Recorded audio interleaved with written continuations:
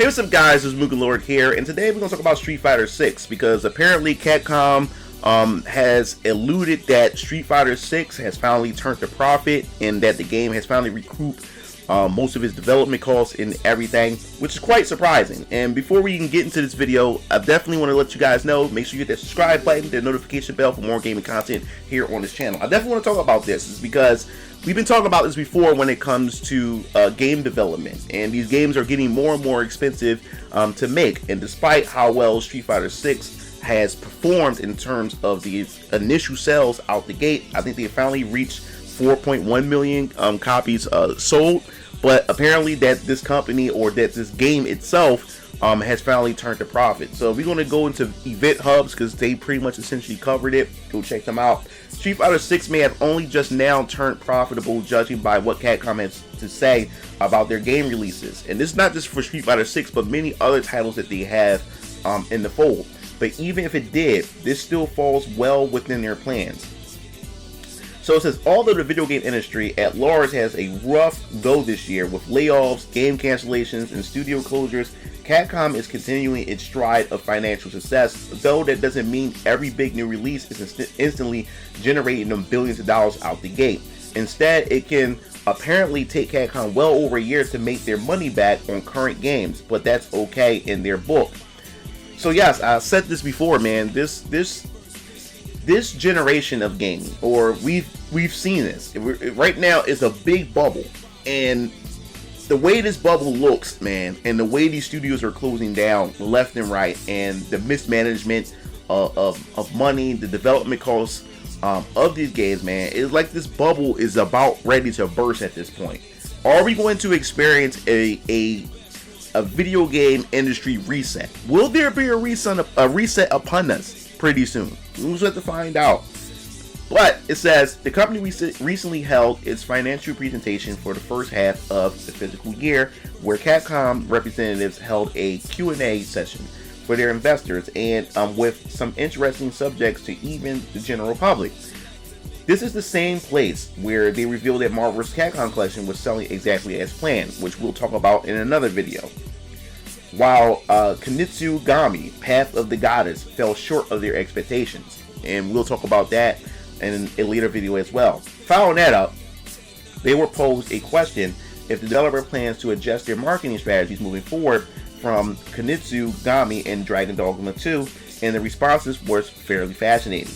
I quote, "Recently there has been a trend in the industry of spending large amounts of advertising and promotions just before and after release to kickstart initial sales, but we have not traditionally used such methods," reads Capcom's official response. "We calculated the cost for promotions based on expected performance and take a long-term approach to sales." So yes, I think long-term approach will work. I think that's why the same things are going to according to plan.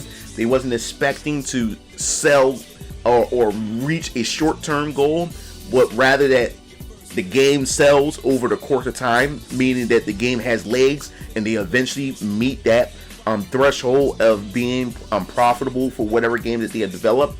And you have to understand, just like the movie industry, you not only have to take the cost of what it takes to develop these games, you also have to double that by the cost of marketing and advertisement used to promote a game. Same thing for the movie industry. A movie may cost $200 million. Give you a perfect example, the MCU. Their MCU movies, let's say the minimum is like, or I guess you would say like the maximum, or just like I would say min to max, would start around $200 million, right? Like, I mean, a high profile MCU movie. Yes, it costs $200 million to make. So you would assume that, oh, so they just have to cross the threshold of $200 million, in order to gain their money back. No. That's not how that works. See, it costs them $200 million to make the movie, but you have to double that by an extra $200 million or even more when it comes to promoting the movie, meaning having the celebrities or the actors go on press tours, go into comic book conventions, and all these other things to promote trailers, make deals with the movie, with the movie theaters and everything. So you have to double that. So this is the same thing that is said for the gaming industry. You gotta take the cost to develop, times it by the promotion itself, and that's how much these developers or these studios have to make in order to even see them breaking even, to maybe even, you know, by a miracle, even profit off of it. And Capcom is taking a different approach by going for the long term rather than the short term game.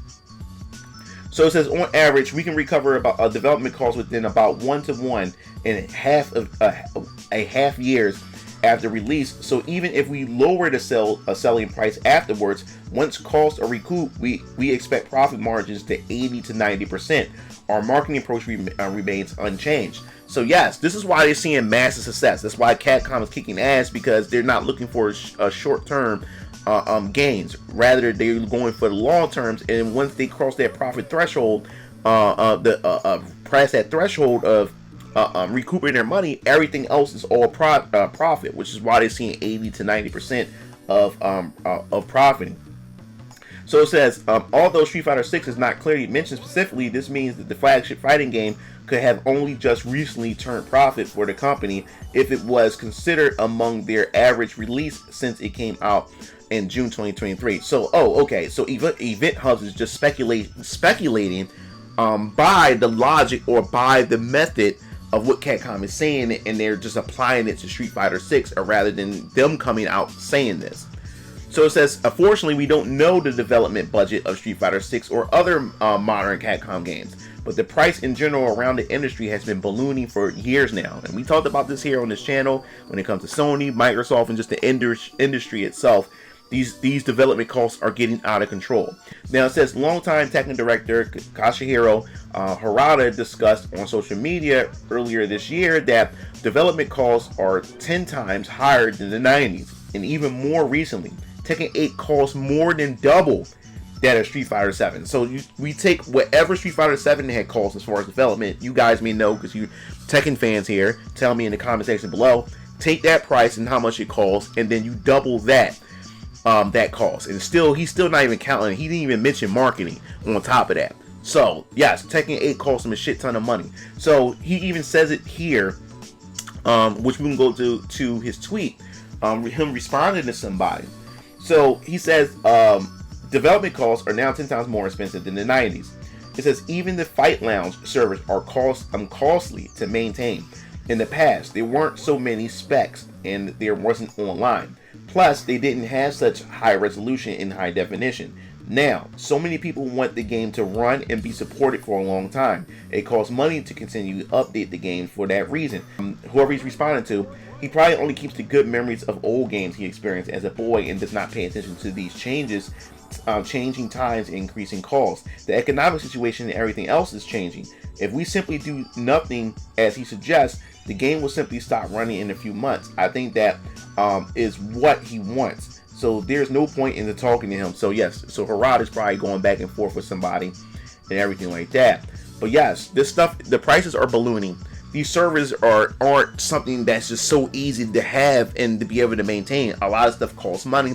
I think this is another reason why that these developers are also digging or going heavily into these games as a service, because they want to have a game that can pretty much generate enough money to sustain the company and to also finance other projects that they have. So to move on, he cites not only that the need for higher fidelity and resolution, but also the costing to update the maintenance.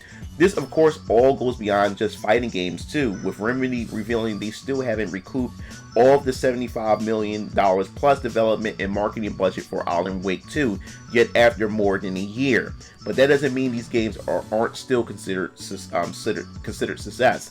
So yes, they're pretty much gauging success much differently. And that's crazy how the developers are doing this now, because they have such a shitty business model, or the way that they're developing these games, or the way the market is now they're trying to shift what success means, or change this definition what success means, which is messed up.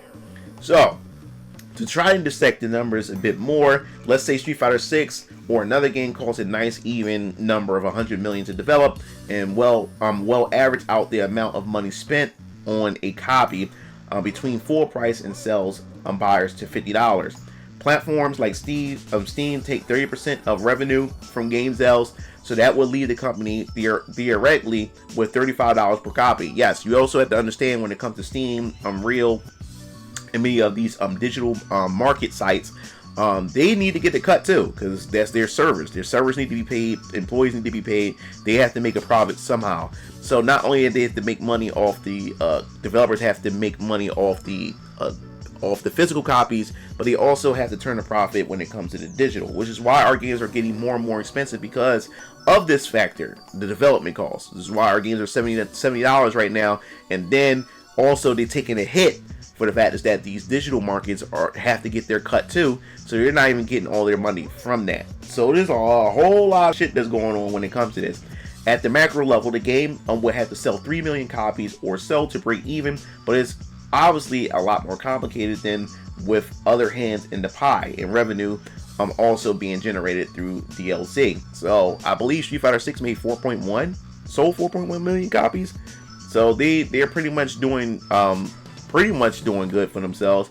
According to Harada, back in 2021, investing $10 million into games means it has to sell 1 million to reach its target. Oh, I always wonder, okay, that makes sense. So that would actually put 100 million games to sell at least 10 million copies needed by that metric. God damn.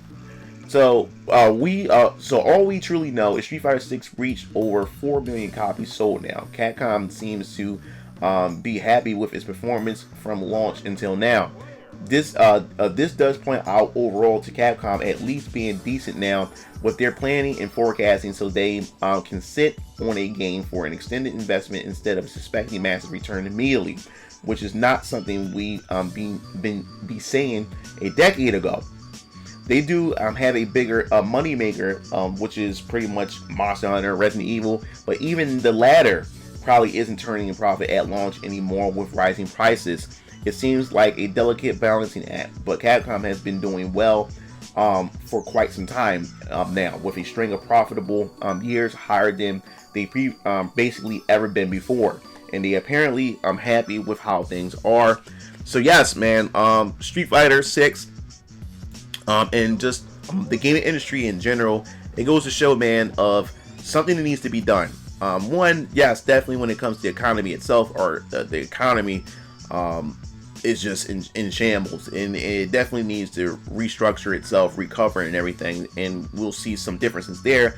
But definitely something needs to happen. Something definitely needs to change within the gaming industry itself. As I said before, this gaming bubble, it looks like it's about to pop. It definitely looks like that, because these budgets are getting ridiculous. Like gamers want that crazy experience, but the casuals want to see gaming as far as their graphics are concerned, their gameplay. They want to see these high fidelity graphics. They want to see a lot of these things, these productions, to pretty much match the technology. And the more and more that these studios go out there and try to be ambitious and go and use all these crazy technology like mocap, hiring celebrity actors and everything like that, you know, if this continue, it's going to continue to get more and more expensive. So I definitely want to hear your thoughts in the comment section below.